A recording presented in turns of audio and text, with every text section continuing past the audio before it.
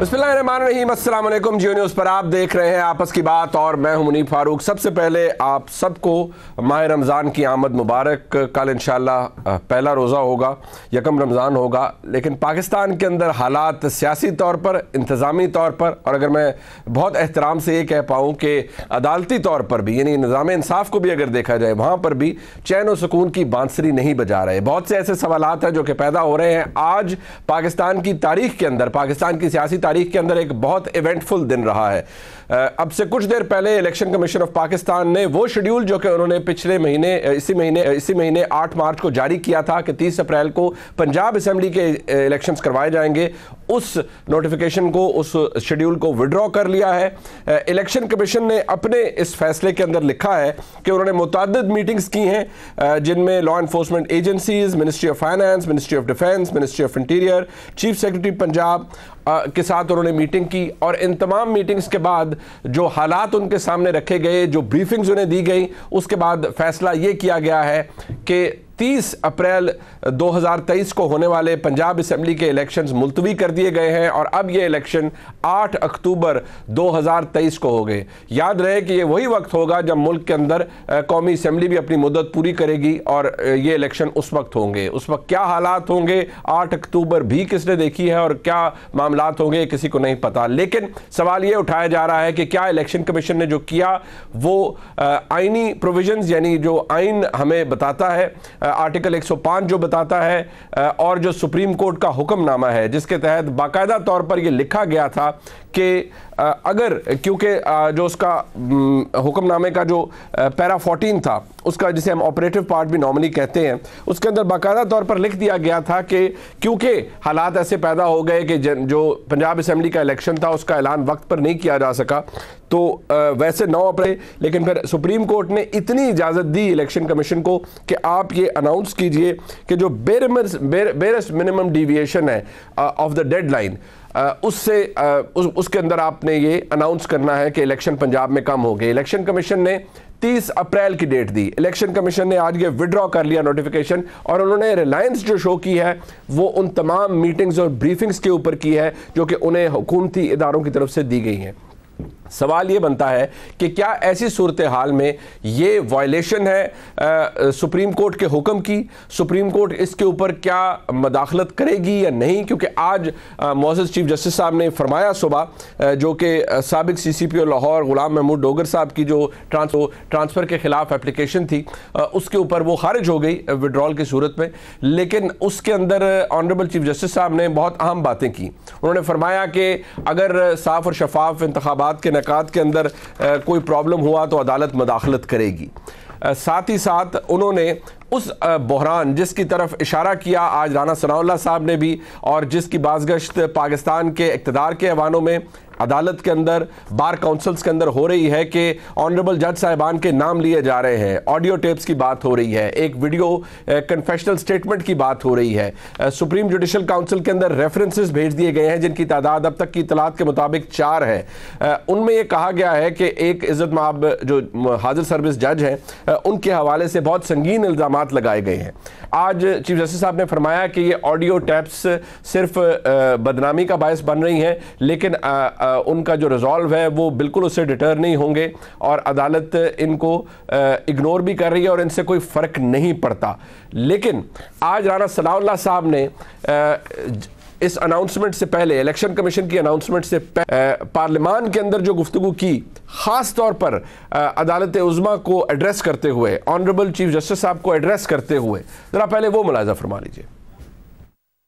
आज हमारे मोअज़्ज़ज़ chief justice साहब ने ये फरमाया है कि इलेक्शन रोकने की कोशिश की गई तो हम मुदाखलत करेंगे। जनाब, आप मुदाखलत क्यों करेंगे? आप हुक्म करेंगे। आपका जो इख्तियार है उसे हम तस्लीम करते हैं, लेकिन जनाब स्पीकर, क्या ये जिम्मेदारी जो है ये सिर्फ पार्लियामेंट की है या सियासी जमातों की है कि इस मुल्क में इलेक्शन जो है वो फ्री हो, फेयर हो, इस मुल्क में इलेक्शन जो है वो इस्तेहकाम का बायस बने? अगर हम इस राय का इजहार कर रहे हैं कि इस तरह का इलेक्शन जो है ये इस मुल्क में अफरा तफरी लाएगा, इस मुल्क में अदम इस्तेहकाम लाएगा, तो क्या ये राय जो इस काबिल भी नहीं है कि आप जो है वो उसके ऊपर गौर फरमा सकें?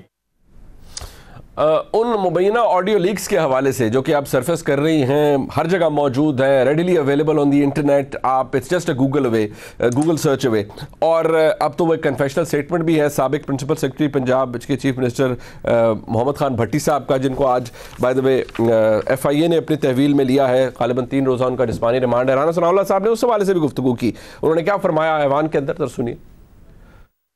ये कहा गया कि जी ये ऑडियो लीक्स जो हो रही हैं ये तो अदलिया को बदनाम करने की जो है वो कोशिश है। ठीक है, ऑडियो लीक्स इससे पहले भी होती रही हैं। ऑडियो लीक्स के ऊपर मुअज़्ज़ज़ अदलिया के जजेस इस्तीफे भी देते रहे हैं, उनके खिलाफ सुप्रीम जुडिशल काउंसिल में मामला चलाए भी जाते रहे हैं। लेकिन मामला ये है कि जो बात इन ऑडियो लीक्स में की गई है, क्या उस ऑडियो लीक में क्या अली शाही का कोई वजूद नहीं है? क्या वो जहाँ जहाँ पे लोगों से मिल रहा है और जहाँ जहाँ पे वो अपने मामलात को बता रहा है, तो क्या इसके ऊपर कोई तहकीक नहीं होनी चाहिए? ये किसी की जिम्मेदारी नहीं है। वो जो 2 बेटों का जिक्र हुआ है, मेरी इस्तदा होगी मोहतरम चीफ जस्टिस साहब से कि उनके अहवाल का मालूम कर लें आप। तलाल चौधरी साहब ने भी आज दिलचस्प बात यह है कि राना सनाउल्लाह साहब ने अपना जो ओपिनियन है गुज़िश्ता रोज़ भी शाहज़ेब खानज़ादा साहब के प्रोग्राम में दिया कि सुप्रीम कोर्ट का हुक्म हरफ़े आखिर नहीं है, रिव्यू किया जा सकता है। उन्होंने ऐवान की भी बात की और ऐवान के अंदर आज ये मामला आ गया। इलेक्शन कमीशन का फैसला तो अभी कुछ देर पहले आया, उससे पहले ऐवान के अंदर ये गुफ्तगू कम अज़ कम कर दी गई कि अगर मुख्तलिफ तारीखों के ऊपर पंजाब और खैबर पख्तूनख्वा के इंतखाबात होंगे असम्बलियों के, तो उससे बहरान पैदा होगा। तलाल चौधरी साहब ने भी गुफ्तगू की। ये सब आपको एक कॉन्टेक्स्ट में रखना होगा, फिर आपको समझ आएगा कि हो क्या रहा है और इससे कौन सा नया बहरान जन्म ले रहा है। क्योंकि अब वाज़े हो गया है कि पाकिस्तान के अंदर इस वक्त वफाकी हुकूमत और पाकिस्तान की जो सबसे बड़ी अदालत है उसका हुक्म आमने सामने है। हालात क्या पैदा हो रहे हैं, कैसे पैदा हो रहे हैं, वो तो ये डेवलप कर रही है चीज़। लेकिन आप ये देखिए कि तलाल चौधरी साहब ने क्या फरमाया आज। पाकिस्तान में इंतखाब कब और किस वक्त होना चाहिए, किस कानून, किस असूल, किस ज़ाब्ते के तहत होना चाहिए, उसका फैसला पार्लियामेंट ही कर सकती है। पार्लियामेंट का काम अगर ये भी नहीं है कि पार्लियामेंट कुछ नहीं कर सकती, तो फिर एक ही हुक्म जारी कर दे कि पार्लियामेंट आज से उसको ताला लगा दिया जाएगा। जब तक हम पार्लियामेंट के मेंबर हैं, पार्लियामेंट का हिस्सा हैं, अपनी आवाज उठाएंगे। लोगों की राय और लोगों और पाकिस्तान का मुफाद उस पार्लियामेंट में डिस्कस होगा और उसकी जो करारदाद होगी, अदारे उस पे मनोअमन अमल करने के उन पर पाबंदी है, वो उसके पाबंद हैं। पार्लियामेंट जो हुक्म जारी करेगी वो सबके लिए हुक्म मानना जरूरी है। तलाल चौधरी साहब की इस्तदलाल, उनकी गुफ्तगू अपनी जगह है, लेकिन पार्लियामेंट की करारदाद का कोई ओवर राइडिंग इफेक्ट आइनी तौर पर आइन के ऊपर है नहीं। अगर आपने आइन के अंदर तरमीम करनी है तो मामला बड़ा सादा है, आप 2/3 अक्सरियत ले आइए और कर दीजिए तब्दीली। अगर आपने किसी इदारे के जो इख्तियारात हैं उनको भी कम करना है तब भी आपको तरमीम की ज़रूरत पड़ेगी। अगर आपने कोई एक्ट पास करना है, ठीक है, वो जो आपके पास इस वक्त हाजिर मेजॉरिटी मौजूद है, आप बेशक एक्ट बना लीजिए। लेकिन अगर आइन ये कहता है कि आपने 90 रोज़ के अंदर इंतखाबात करवाने हैं, सुप्रीम कोर्ट का हुक्म, उससे इख्तलाफ किया जा सकता है। जिस तरीके से वो फैसला ऑनरेबल सुप्रीम कोर्ट की जानिब से आया, उस तरीका कार के ऊपर बहस हो सकती है। उसको उस फैसले को, क्योंकि वो अब एक पब्लिक डॉक्यूमेंट है, मैं बजाते खुद एक कानून के अद्दा से तालिब इल्म के, मैं उस पर बहुत सारे एतराज़ात खुद कर चुका हूं कि ये तरीका कार शायद दुरुस्त नहीं है, ये फैसला दुरुस्त नहीं है। लेकिन अब वो सुप्रीम कोर्ट का ऑर्डर है और उसका ये पार्ट कि आपने 90 दिन के अंदर इलेक्शन करवाने हैं। अगर असेंबली की रेजोल्यूशन उसके मुकर्ररा वक्त से पहले होती है तो ये एक आइनी रिक्वायरमेंट है, ये आइन के अंदर मौजूद है, आपने ये काम करना है। और सुप्रीम कोर्ट में पैरा 14 के अंदर अदालत ने लिख दिया कि आपने मिनिमम या बेरेस्ट मिनिमम डिविएशन करनी है। तो क्या बेरेस्ट मिनिमम डिविएशन की जो अब तफसील हमारे सामने आई है कि 8 अक्टूबर पर मामला चला गया है, क्या ये मामला अब सुप्रीम कोर्ट में दोबारा जाएगा, इसको किस तरह से लिया जाएगा, इससे कोई नया बहरान जन्म देगा? और क्या एक ब्रॉडर जो बात सामने आती है ये कि हुकूमत यानी पीडीएम की हुकूमत, क्या उसके हवाले से अब ये बात इस पर मोहर सख्त हो चुकी है कि वो इलेक्शन नहीं चाहती थी और आज के हालात के अंदर तो बिल्कुल नहीं चाहती, जब उसका सियासी कैपिटल एग्जॉस्ट हुआ है, मौशी बहरान अपनी जगह मौजूद है, मौशी चैलेंजेस अपनी जगह मौजूद हैं, और ये तावील पेश करना कि हुकूमत पाकिस्तान के पास 30-40 अरब रुपया नहीं है इलेक्शंस कंडक्ट कराने के लिए, जो कि एक आइनी रिक्वायरमेंट है, और अभी तावील ये पेश की जा रही है कि जी वो इस फाइनेंस बिल के अंदर तो इतनी प्रोविजन है नहीं, अब पार्लियामान के पास दोबारा जाना पड़ेगा, नई एलोकेशन करानी पड़ेगी। क्या ये तमाम दलाइल मैं बहसीयत एक पाकिस्तानी सुन तो सकता हूँ, एतराज़ भी कर सकता हूँ, लेकिन क्या अदालत इसे तस्लीम करेगी? क्या अदालत अपने उस हुक्म के खिलाफ इस मामले को तस्लीम करेगी? ये एक बहुत बड़ा सवाल है। अपने मेहमानों का तारुफ करवा देते हैं। हमारे साथ मौजूद है वफाकी वज़ीर मियाँ जावेद लतीफ़ साहब। मियाँ साहब आपका बहुत शुक्रिया, नुमाइंदगी कर रहे हैं आप। मोहतरमा आसमा शराजी साहब हमारे साथ मौजूद हैं, मुल्क की नामवर सहाफ़ी हैं, उनसे भी हम रहनुमाई लेंगे।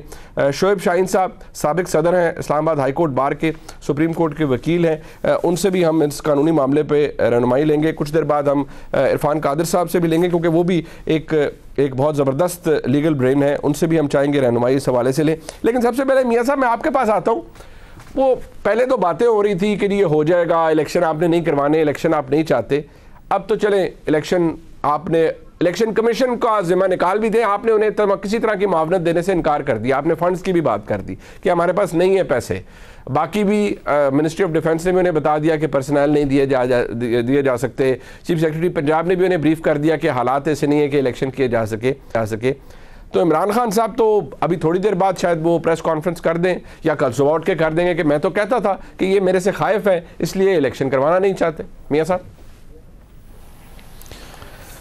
शुक्रिया मनीफ फ़ारूक साहब, मगर मैं आपकी खिदमत में सबसे पहले ये गुजारिश करूँगा जी कि आप ये ख़ुद से ख्याल ना बना लें कि वफाकी हुकूमत इलेक्शन नहीं चाहती थी। अच्छा, मुझे आप ये बता दें कि चलें आप ये कह लें कि वफाकी हुकूमत का एक फाइनेंस डिपार्टमेंट अदारा मिनिस्ट्री जो थी वो पैसा नहीं दे रही थी, दफाई अदारा जो है वो बैकअप पे नहीं आ रहा, जिस तरह इलेक्शन कमीशन कह रहे हैं कि फ़ौज बैकअप पे ना हो तो साफ शफाफ इलेक्शन नहीं हो सकते, कल को उस पर एतराज़ात उठेंगे। ये सारी चीज़ें हुकूमत के खाते में डाल दें। एक चीज़ जो मैं आपसे पूछना चाहता हूँ, आप मुझे ये बता दें कि अगर मरदमशुमारी नई, ये किसकी डिमांड थी? आईनी ज़रूरत है नहीं है? सही है। दूसरा मुझे ये बता दें कि 2 सूबों में पुरानी मरदमशुमारी के मुताबिक इलेक्शन होंगे और 2 सूबों में और एक वफाक में नई मरदमशुमारी के मुताबिक इलेक्शन होंगे। कल को आप ज़िमनी इलेक्शन में जाएंगे तो फिर आप क्या नए हल्का बंदी में कोई ज़िमनी इलेक्शन आ जाता है तो आप क्या एक हल्के में फिर ये नया तनाज़ा खड़ा होगा कि ये पुराने हल्का बंदी के मुताबिक इलेक्शन होगा, पुरानी वोटर लिस्ट के मुताबिक होगा या नई वोटर लिस्ट के मुताबिक होगा?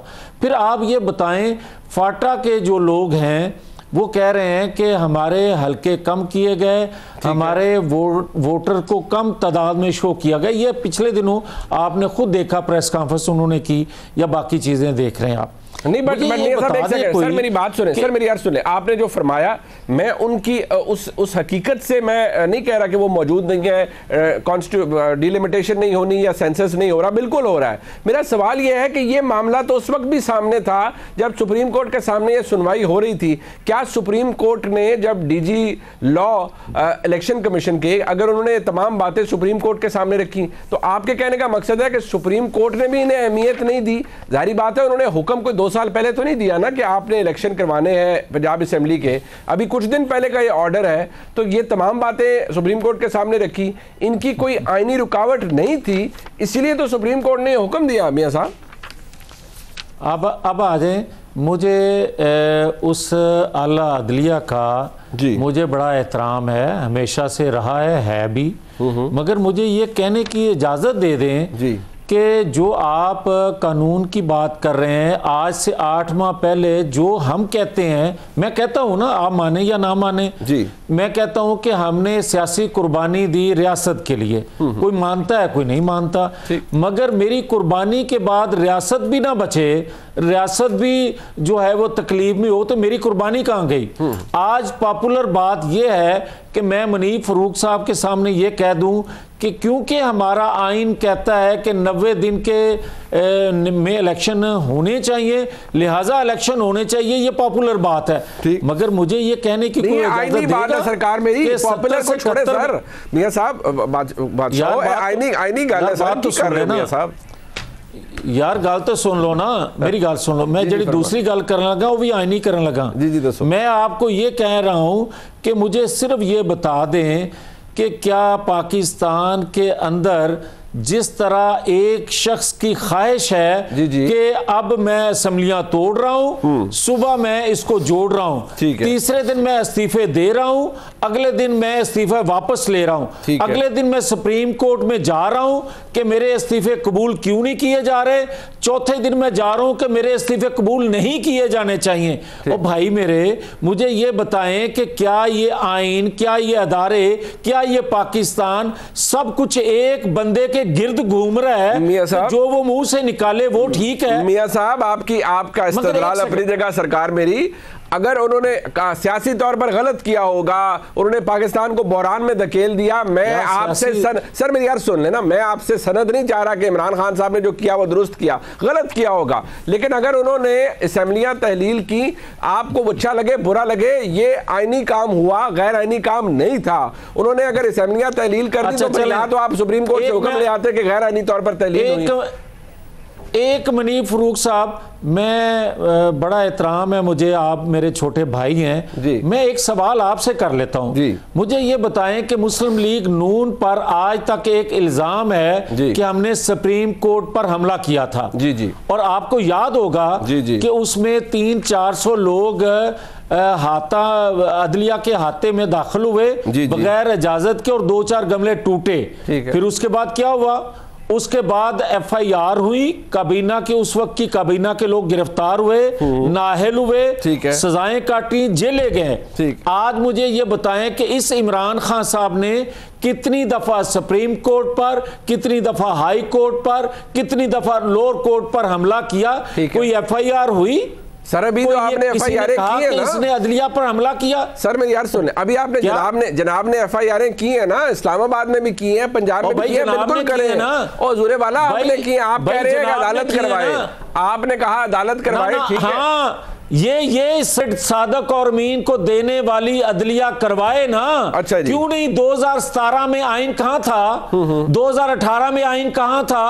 उसने क्यों नहीं नॉक किया? ठीक है, उसने दरवाजे को क्यों नहीं नॉक किया जो आज नॉक हो रहे हैं? उस वक्त कोई हमें बताता ना कि आइन के मुताबिक हुआ है। सर वो बिल्कुल उन्होंने किया, गलत किया, 2014 में भी किया, इमरान खान साहब ने गलत किया। मैं कब कह रहा हूं उन्होंने दुरुस्त किया?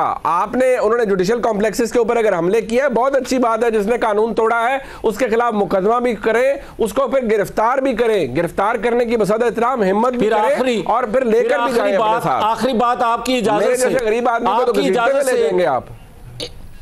एक सेकंड, आपकी इजाजत से एक बात और कहने लगा हूं। मुझे ये बताएं, आप मान भी रहे हैं कि 2017 में आपसे ज्यादती हुई, आप मान रहे हैं 2018 में भी आपके साथ ज्यादती हुई, और भाई ज्यादती करने वाले वहीं बैठे हुए हैं, मेरे दुखों का मुदावा कोई कर नहीं रहा, और मुझे कह रहे हैं कि नहीं उसके बाद जो कुछ होएगा वो ठीक होगा। मेरी बात जिंदगी रही तो मैं पता कर हो जाएगा। सर मेरी यार सुन ले, वो गलत हुआ, सब कुछ हुआ, पर मैं बसद एहतराम मैं कैसे मान लूं कि एक चीज पाकिस्तान के आइन के अंदर लिखी हुई है, एक ऐसा फैसला जो कि सुप्रीम कोर्ट ने दे दिया है, आप उसकी वायलेशन कर रहे हैं बादियों नजर में, तो मैं कैसे कहूं कि आप बड़ा अच्छा काम कर रहे हैं? ना ये मनीब साहब, आखिरी, मैं आपका टाइम ज्यादा ले रहा हूं, मुझे एहसास है, मगर मुझे एक बात और कहने दें। जस्टिस कयूम साहब को आप जानते हैं ना? जी बिल्कुल जानता हूं जी। मलिक कयूम साहब जी, उनको उनका ओहदा छोड़ना पड़ा, उनको ओहदा छोड़ना पड़ा था, आप दुरुस्त कह रहे हैं। और आज कितने लोगों की ऑडियो वीडियो आ चुकी हैं, मगर वो वही हैं। तो किसी ने पूछा मेरे साथ आपने जुल्म ज्यादती कर ली, ठीक हो गया, आप मेरी उसका मुदावा करने को तैयार नहीं है। चले ठीक है मियां साहब, इसको हम जरा मजीद थ्रैश आउट कर लेते हैं, ब्रेक के बाद से जारी रखें और साथ रहिए। एक दफा फिर आपको खुशामदीद कहते हैं। मेरे साथ जरा इरफान कादिर साहब मौजूद हैं। इरफान कादिर साहब की जरा रहनुमाई ले लूँ, मुआविन ख़ुसूसी हैं वज़ीर आज़म पाकिस्तान के। इरफान कादिर साहब बहुत शुक्रिया सर। पहले तो ये फरमाइएगा, इलेक्शन कमीशन ने ये विड्रॉ कर लिया अपना शेड्यूल, इलेक्शन कमीशन ने जो साइट की है रीजंस वो हमारे सामने हैं। आइन आर्टिकल 105 बड़ा क्लियर है, सुप्रीम कोर्ट का फैसला मुझे ज़ाती तौर पर वो जिस तरीके से किया गया, और उसमें खैर डिसेंट भी आई हुई है, उस पर भी चले एतराज़ होगा, लेकिन फैक्ट ऑफ द मैटर ये है कि वो सुप्रीम कोर्ट का फैसला है और उसमें बेरेस्ट मिनिमम डिविएशन की बात की गई थी जो कि 30 अप्रैल तक चले, इलेक्शन कमीशन ने अनाउंस कर दी। अब ये मामला 8 अक्टूबर पर चला गया है। आपको यहाँ कंटेम्प्ट अट्रैक्ट होती हुई नज़र आ रही है वफाकी हुकूमत के लिए, या ये मामला सेल थ्रू कर जाएगा? इरफान कादिर साहब सर, इसमें कोई कंटेम्प्ट की बात नहीं है। डेट इलेक्शन कमीशन ने देनी है और किसने देनी है। उन्होंने ठीक फैसला किया है। अगर किसी को उस पर एतराज है या कोई समझता है कि उस पर बदनीयती है तो चीफ इलेक्शन कमिश्नर और मेंबरान के खिलाफ सुप्रीम जुडिशियल काउंसिल की प्रोसीडिंग्स हो सकती हैं। खत्म। अच्छा जी, कंटेम्प्ट की क्या बात है? वो कहा यह जा रहा है इरफान कादिर साहब कि ये जो सुप्रीम कोर्ट का हुक्म है, यहाँ पर उन्होंने बेरेस्ट मिनिमम डिविएशन की बात की थी। इलेक्शन कमीशन ने उसके मुताबिक 30 अप्रैल का शेड्यूल अनाउंस कर दिया था। इलेक्शन कमीशन ने अब कहा है कि मिनिस्ट्री ऑफ डिफेंस ने, मिनिस्ट्री ऑफ फाइनेंस ने, इंटेलिजेंस एजेंसी ने, चीफ सेक्रेटरी पंजाब ने हमें जो ब्रीफिंग्स दी है उनकी बिना पर हम नहीं कर सकते, साफ और शफाफ इलेक्शन नहीं करवा सकते। साइट उन्होंने किया सेक्शन 58 2017 के एक्ट का, बिल्कुल वो उन्हें अलाउ करता है कि वो इलेक्शन प्लान चेंज कर सकें। बट सवाल ये है सर कि सुप्रीम कोर्ट के सामने भी तमाम दलाइल रखे गए, उन्होंने उन दलाइल को सुनने के बाद ये हुक्म दिया, और आज भी जब जस्टिस साहब ने फरमाया कि अगर इलेक्शन के नकात के अंदर कोई बदनीति हुई या कोई काम खराब हुआ तो वो मदाखलत करेंगे। तो यहाँ आपको मदाखलत होती भी नजर आ रही है सर, क्योंकि ये मामला तो डेफिनेटली सुप्रीम कोर्ट में दोबारा जाएगा। नहीं, कोई मदाखलत नहीं है। देखिए, आइन में तो 90 दिन लिखा हुआ है। ठीक है जी। तो सुप्रीम कोर्ट के ये कह देने से कि 90 दिन में होंगे तो क्या सुप्रीम कोर्ट आइन से ऊपर है? और फिर आइन में ही लिखा हुआ है कि अगर कोई चीज बरवक्त ना हो तो वो फिर भी की जाएगी। वही चीज सुप्रीम कोर्ट ने अपने वो पैरा 14 में भी लिखी हुई है। उसमें इलेक्शन कमीशन उनके मतहत कैसे हो गया सुप्रीम कोर्ट के? मुझे इस बात की तो समझ कि ये क्या बातें हो रही हैं। सुप्रीम इलेक्शन कमीशन कोई उनके मतहत नहीं है, और इलेक्शन को रेगुलेट करना काम ही उनका इलेक्शन कमीशन का, सुप्रीम कोर्ट का काम ही नहीं है। यानी कि ये जो दलील पेश की जा रही है इरफान कादिर साहब, जरा ये एजुकेट कर दीजिएगा कि जी यहाँ इलेक्शन कमीशन भी कंटेम्प्ट में जा रहा है और हुकूमत भी कंटेम्प्ट में जा रही है by not following the supreme court orders.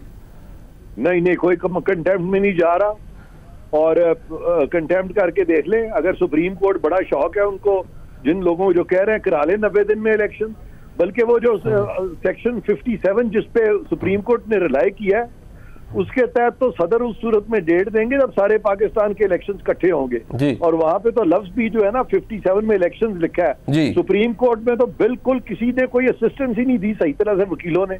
वहां पे सुप्रीम कोर्ट को भी सही तरह से उस चीज का अदराक नहीं हुआ, इसीलिए वो 2 जजेस ने लिख दिया कि जी बाकी 2 जजेस भी समझते हैं कि इनको सुओ मोटो इस तरीके से 184(3) का ये एक्सरसाइज नहीं करनी चाहिए थी जुरिस्डिक्शन।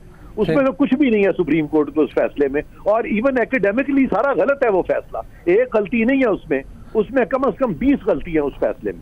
ठीक। अच्छा, ये सर एक और बात कि ये जो ऑडियो टैप्स जो आ रही हैं, मोअज़्ज़ज़ जज साहिबान एक का जिक्र है, 4 अपेरेंटली सुप्रीम जुडिशल काउंसिल में रेफरेंसेस चले गए हैं। सवाल ये है सर कि यहाँ आज ऑनरेबल चीफ जस्टिस साहब ने फरमाया कि ये अदलिया को बदनाम करने के लिए है, वो बड़े ज़ब्त का मुजाहरा कर रहे हैं और वो बिल्कुल इससे डिटर नहीं होंगे, और ये बिल्कुल बेतुकी है, बेबुनियाद है, उन्होंने ये फरमाया है। लेकिन इन्वेस्टिगेशन कोई नहीं हो रही। हुकूमत ने आज बाकायदा तौर पर राना सनाउल्लाह साहब ने ऐवान में खड़े होकर कि आप इसके ऊपर इंक्वायरी करवा लीजिए। आपको ये अली साई साहब का उन्होंने खास तौर पर जिक्र किया कि वो तो एग्जिस्ट करते हैं, वो कोई तखयलाती कैरेक्टर नहीं है, वो एग्जिस्ट करते हैं, और जो उनके मामलात हैं और जिन मोअज़्ज़ज़ जज साहब के साहबजादों के हवाले से बात की गई।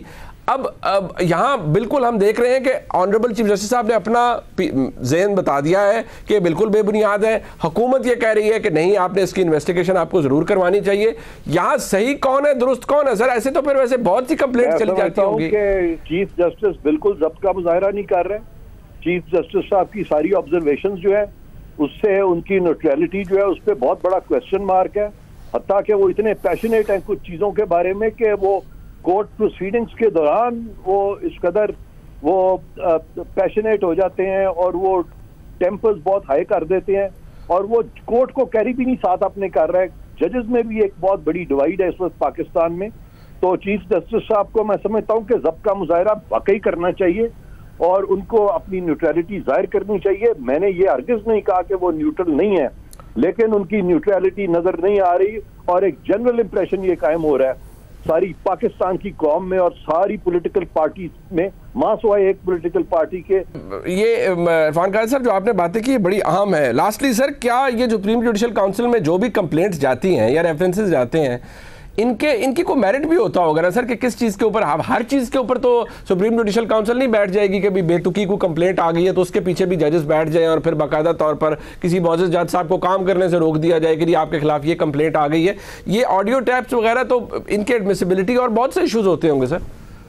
बिल्कुल, ये कॉम्प्लिकेटेड बात नहीं है, ये खामखा इस चीज़ को उलझाया जा रहा है।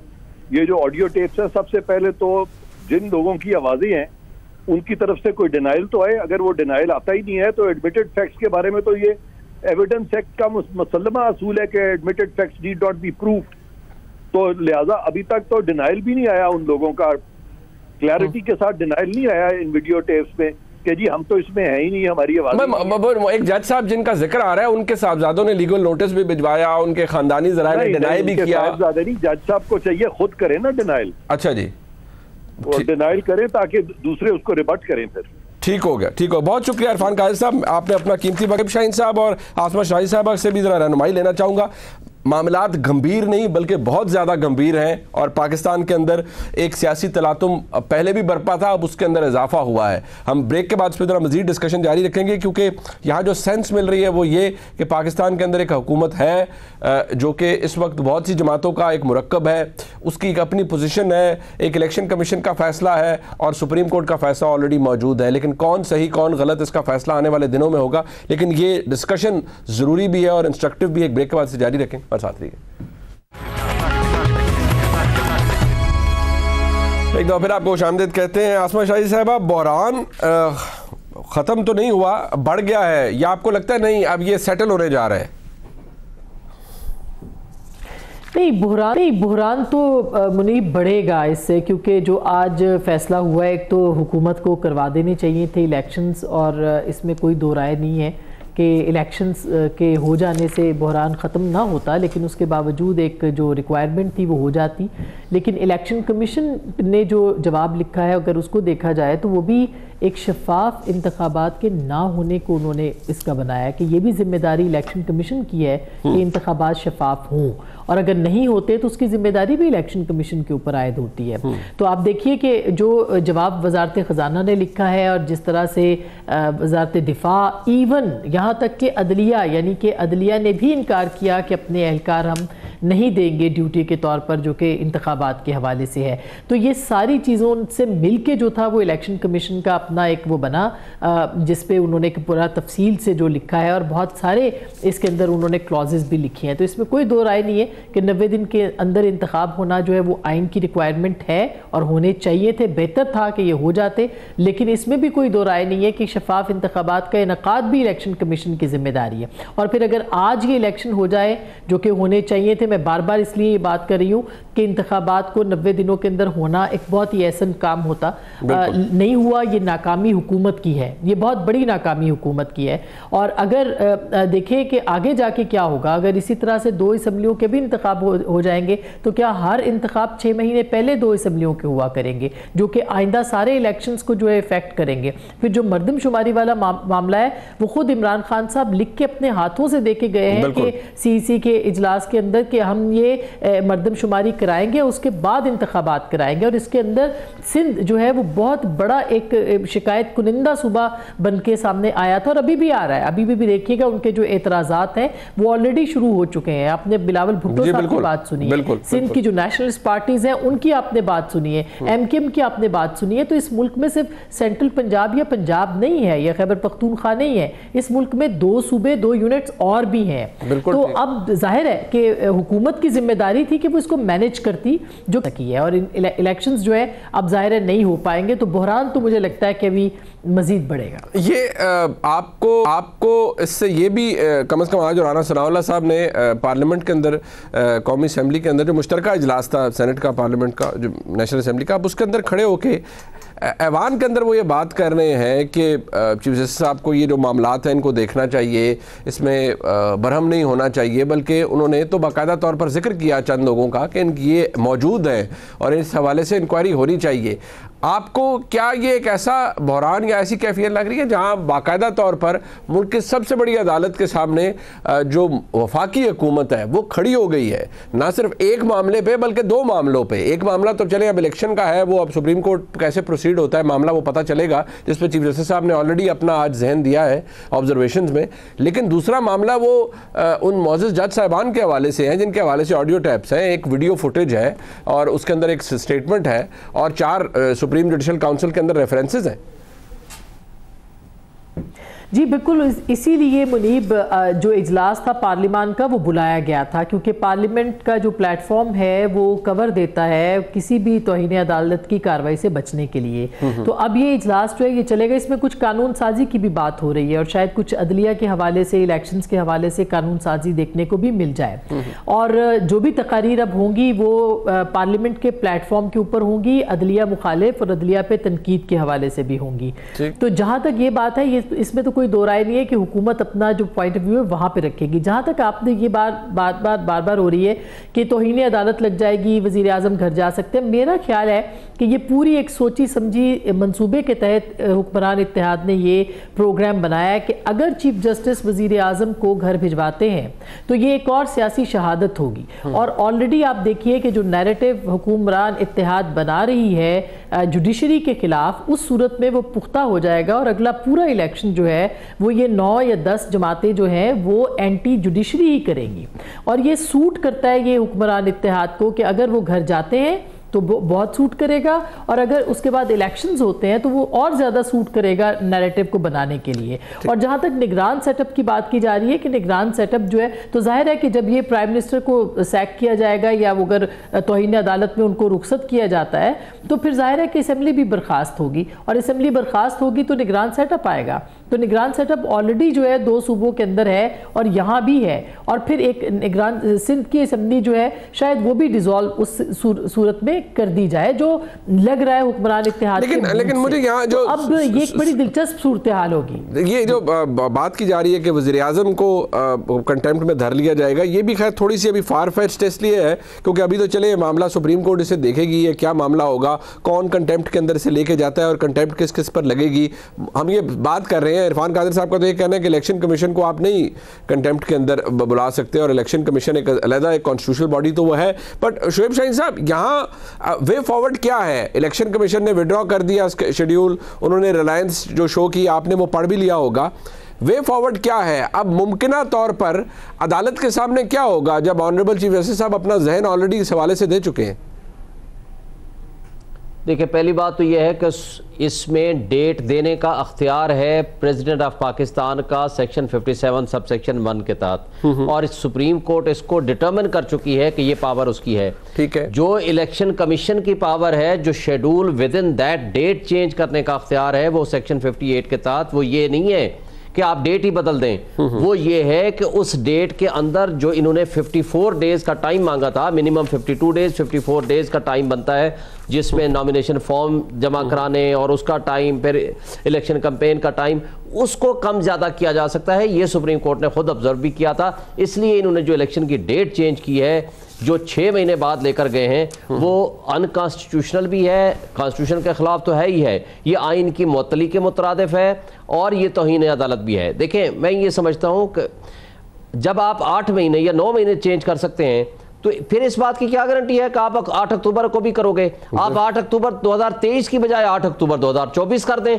आपको कौन पूछेगा? जब सुप्रीम कोर्ट ने barest minimum from the deadline as given in the constitution, ये लिख दिया, as given in the constitution means वो 90 डेज का टाइम लिख दिया, वो भी इनकी अपनी रिक्वेस्ट थी कि उसमें हमें 54 डेज चाहिए कम से कम, ताकि हम वो जो प्रोसीजर है सेक्शन 57 सब सेक्शन 2 का उसको पूरा कर सकें। ये आइन की मुअत्तली के मुतरादिफ है और तौहीन अदालत है, तौहीन अदालत में होगा ही होगा। ज़ाहिर मेरी भी पिटीशन थी, आप भी जाएंगे, आप भी फाइल करूंगा, आप कंटेम्प्ट में लेके जाएंगे मामला? मैं भी बिल्कुल जाऊंगा। ठीक है, बट एक बात ये बताइएगा, constitution and rule of law की बात है सर, ये बताएं कि ये यहाँ पर तो इलेक्शन कमीशन ने लिखा है कि ministry of law enforcement agencies, ministry of finance, ministry of defence, ministry of interior और चीफ सेक्रेटरी पंजाब ने जो ब्रीफिंग्स दी हैं, जाहिर बात है उन्होंने खुद नहीं, उनके सामने तो रिकॉर्ड होगा, वो पलंदे होंगे डॉक्यूमेंट्स के और ब्रीफिंग्स के जो कि उन्हें दी गई हैं। अब इलेक्शन कमीशन के पास आप भी जानते हैं अपनी एग्जीक्यूटिव फोर्स तो नहीं है, वो तो हैवीली डिपेंडेंट होता है हुकूमत से पैसों के मामले में, पर्सनल के मामले में, मुख्तलिफ इदारों के ऊपर, मुख्तलिफ बॉडीज के ऊपर। अगर वो नहीं मिल रहे इलेक्शन कमीशन को तो election commission itself can not be held in contempt. It's the institutions या और डिपार्टमेंट्स हैं जो उन्हें असिस्टेंस नहीं दे रहे। क्या कहेंगे आप? नहीं, इसमें पहली बात तो यह है कि सुप्रीम कोर्ट ने उस डायरेक्शन में दो बातें की थी। एक तो आर्टिकल 220 है जिसका रेफरेंस भी दे दिया गया और उसमें उसका मेंशन भी कर दिया गया, तमाम एग्जीक्यूटिव इदारे ताबे हो जाते हैं इलेक्शन कमीशन के for the purpose of conducting the fair and free election. ठीक है। और फिर सुप्रीम कोर्ट ने मजीद ये लिख के कहा कि तमाम कंसर्न इदारे जिसमें मिनिस्ट्रीज हैं, गवर्नमेंट है, फेडरल गवर्नमेंट है, इंटरम सेटअप है, गवर्नर्स है, जो लोग भी इदारे इसके साथ रिलेटेड है, फंड्स का मामला है, पर्सनल का मामला है, वो सारे के सारे पाबंद हैं इलेक्शन कमीशन को फैसिलिटेट करने के। अब इलेक्शन कमीशन को चाहिए था बजाय डेट चेंज करने के वो सुप्रीम कोर्ट में पिटीशन फाइल कर देती कि जनाब इन्होंने इनकार कर दिया है। सुप्रीम कोर्ट के जजमेंट की तौहीन तो कर ही कर रहे हैं जो बाकी इदारे हैं, बट उनका इख्तियार भी तो है ना सर, कोई इलेक्शन करवाना तो इख्तियार है इलेक्शन कमीशन का। अगर वो उनको असिस्टेंस मिल नहीं रही तो वो कोई पोस्ट ऑफिस तो है नहीं। मुझे बताएं डेट, देखें पहली बात तो ये है कि डेट इनको 6.5 महीने बाद, 5.5 या 6 महीने बाद ये असिस्टेंस मिल जाएगी, इस बात की क्या गारंटी है? पहली बात। दूसरी बात, सुप्रीम कोर्ट ने खुद कहा था कि जहां आपको कोई रुकावट नजर आए आप हमारे पास वापस ले आइए। तीसरी बात यह है कि इनको इलेक्शन कमीशन को यह तो नजर आ जाता है कि इमरान खान के खिलाफ तौहीन अदालत करनी है। जो आईन इनको पावर देता है, ठीक है, ये आईन जो इनको पावर देता है कि ये सारे इदारे आपके ताबे हैं, तो इन्होंने किस जगह पे सुप्रीम कोर्ट में कंटेम्प्ट पिटीशन फाइल की या अपनी तौहीन के लिए इन्होंने उनको लिख दिया कि जनाब आप तौहीन कर रहे हैं मेरी। बट बात यह सर कि कंटेम्प्ट अगर आप लेकर या सुप्रीम कोर्ट के आप कंटेम्प्ट में किस किस को लेकर जाएंगे, किस किस को आप चाहेंगे कि आपकी अगर कंटेम्प्ट पिटीशन आप मूव करते हैं कि सुप्रीम कोर्ट के ऑर्डर की वायलेशन है ये, तो आप किस किस को समझते हैं? क्योंकि इलेक्शन कमीशन ने तो अपनी ऑर्डर दिया है कि नहीं हमें इनसे ब्रीफिंग, तो कौन कंटेम्प्ट में जा सकता है? मैं आपकी इस बात का जवाब देने से पहले एक बात सिर्फ करके आगे चलूंगा। देखें, आज ये ज़ियाउल हक का मार्शल लॉ नहीं है कि 90 डेज का कह के कि आप 11 साल के लिए इलेक्शन नहीं कराएं और कराएं तो ये लूले लंगड़े गैर जमाती इलेक्शन करा दें। ये नहीं चलेगा, आईन के मुताबिक ही हम सब ने चलना है। और दूसरी बात यह है कि इसमें सबसे पहली कंटेम्प्ट तो है इलेक्शन कमीशन और इलेक्शन कमीशन के मेंबरान के खिलाफ। अच्छा, दूसरी कंटेम्प्ट बनती है जिन जिन लोगों ने इनको रिफ्यूज किया है बकौल इनके, ठीक है, और ये कहा है कि हमारे पास हम आपको ये फैसिलिटेट नहीं कर सकते, वो सारे के सारे तौहीन अदालत के मुर्तकिब हुए हैं और उनके खिलाफ एक्शन होगा। ठीक हो गया, तमाम वो कंसर्न लोग, वो कंसर्न अथॉरिटी। ठीक है मियां साहब, ठीक हो गया सर। मियां साहब तैयारी है सर कंटेम्प्ट दी, तुसी मेरे फारग होवोगे सारे। अच्छा मेरी बात सुन लें, मुझे अभी तक ये समझ नहीं आ रही कि तौहीन अदालत, तौहीन आइन ये चेहरा देख के लगती हैं, नाम सुन के लगती हैं, या हर एक के लिए एक ऐसा काम करके होती है? मुझे ना तो फिर ये तौहीन आइन उस वक्त नहीं याद आया था जब वो डिप्टी स्पीकर जो थे उन्होंने आइन तोड़ा था? नहीं तो वो उड़ा दिया ना, याद नहीं, वो उड़ा दिया सुप्रीम कोर्ट ने, वो आपको पता है रूलिंग रात के 12 बजे अदालत खुली थी ना। अच्छा मेरी बात सुन ले एक सेकंड, फिर मुझे ये बताएं कि तौहीन अदालत उस पर लगी थी? और दूसरा मैं ये आपको कहूंगा, अभी मेरे भाई कह रहे थे कि ये जनरल ज़ियाउल हक का मार्शल लॉ नहीं है, तो फिर मैं इनकी खिदमत में ये अर्ज करूंगा कि ये जस्टिस साकिब निसार, जनरल बाजवा या जनरल फैज का दौर नहीं है 2017-18 वाला। ठीक हो गया। आज के दौर में ये नहीं हो सकता कि आप किसी से नाइंसाफी करें और बार जुमा भी रहें, बदावा भी ना हो। ठीक हो गया, वक्त खत्म हो गया जी। मैं अपने तमाम मौजूद मेहमानों का शुक्रिया अदा करता हूँ प्रोग्राम देखने का बहुत। सबको फिर एक दफा रमजान मुबारक, खुदा हाफिज।